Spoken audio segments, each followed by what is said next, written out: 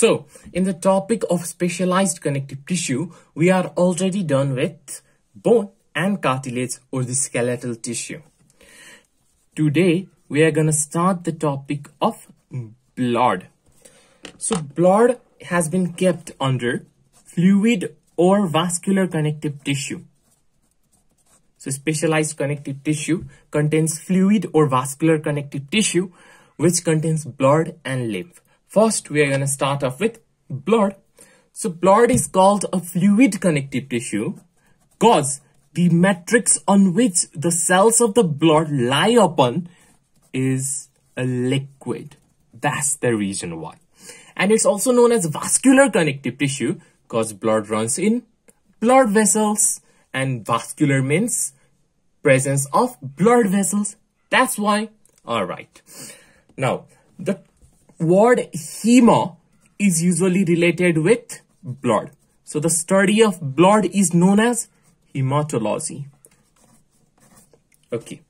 Another important fact about blood as a connective tissue is that blood is also known as circulating tissue of the body. What does that mean? So in our body, we have circulatory system which contains heart, blood vessels, and the blood itself. The blood is there to run or flow from one place of the body to another. And this movement or flowing movement of blood is known as circulation that takes place in circulatory system. What's the significance? Due to the flow of blood, substances, be it useful or non-useful, gets carried from one place of the body to other. For example, hormones. When hormone is released by a particular gland, endocrine gland, that hormone is transported to the required receptors through blood. Similarly, during the process of respiration as well, transportation of gases takes place through blood. Again, in excretory system as well, the waste, nitrogenous waste products produced by our body cells is transported to excretory system with the help of blood. That's why, since blood brings about circulation in our body, it's known as the circulatory tissue in the body.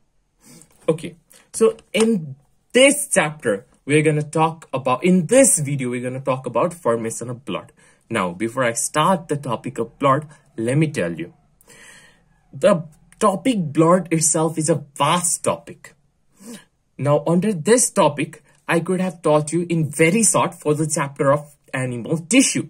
However, I'll be teaching you everything that you need to know about blood for CEE and NEET from this video onwards, which I'll be copying and teaching exactly the way I have taught you right now in the topic or the chapter of circulatory system as well. So it's up to you whether you want to learn it right now or you could learn it in the chapter of circulatory system. But why wait? Just learn it right now. Okay, so the first topic is formation of blood. Formation of blood, which is also commonly known as hemopoiesis. Hemopoiesis or hematopoiesis, where hemo is related with blood and poiesis means formation. So the formation of blood is known as hemopoiesis. And the tissue that forms blood is known as hemopoietic tissue, where hemo is related with blood, poietic means forms, and tissue. So the tissue that forms blood is hemopoietic tissue. Now, depending on which life stage of a human we are talking about, hemopoietic tissue varies. During gestation and during adult, the hemopoietic tissue is different. What is gestation? Gestation is the time period during the development of baby within the womb of a pregnant mother. I hope you know what gestation means now. Gestation is the time duration between conception and delivery. So the time period that is spent by the fetus during its development within the womb of its mother, that's your gestation. So the hemopoietic tissue, or the tissue that forms blood during gestation, is different to that of during adult. Within gestation as well, depending on which time period we are talking about, the hemopoietic tissue varies as well. That is, during the first third of gestation, let's divide the period of gestation into 3 parts. Gestation is for 9 months. We know that after 9 months, delivery takes place usually. Let's divide it into 3 parts. So you get first 3 months, middle 3 months, and the last 3 months. During the first 3 months of fetal development, the hemopoietic tissue is yolk sac. Let me write 1/3 here. Oh, wait, yolk sac. No, it's yolk sac. Then, during the middle 3 months, it's liver. That's 1/3 of the total time period of gestation as well. And the last 3 months,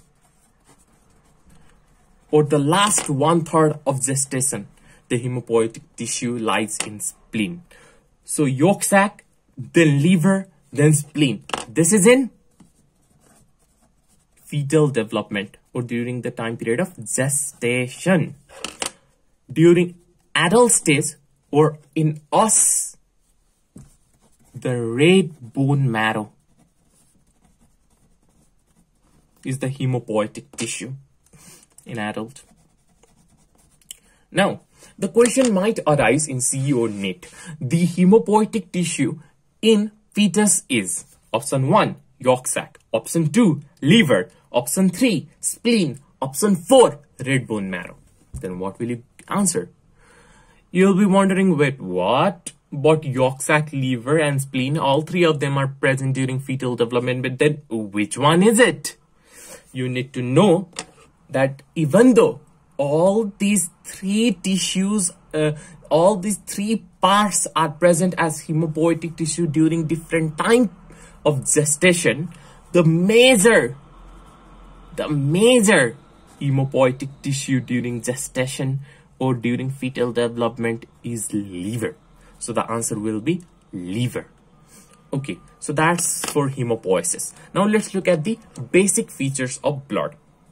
The total volume of blood present in human body is 5 to 6 liter. Similarly, the pH of human blood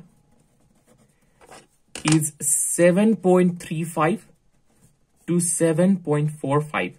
It is slightly basic. Arteries are the blood vessels that carry blood away from heart.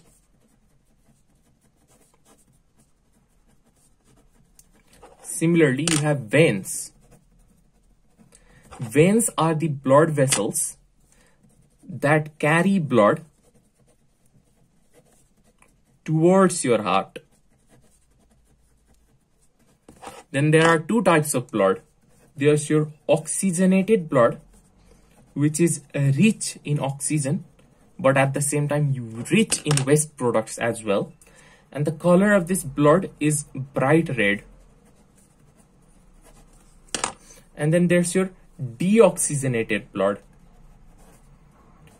which is deficient of oxygen, but does not contain nitrogenous waste products. And that's dark red in color.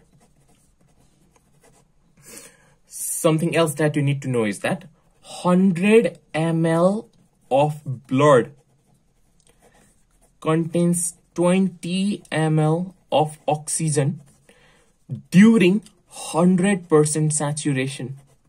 That is when one hemoglobin is combined with 4 oxygen molecules. At that particular time, 100 ml of blood contains 20 ml of oxygen. Similarly, 100 ml of blood contains 15 gram of hemoglobin. So from these 2 information, we come to find out that 15 gram of hemoglobin contains 20 ml of oxygen when during 100% saturation. If you are confused with these 3 these three information, don't worry, I'll be repeating them and clearing them properly in the topic of respiratory system. And that's it for the formation of blood and the basic features of blood.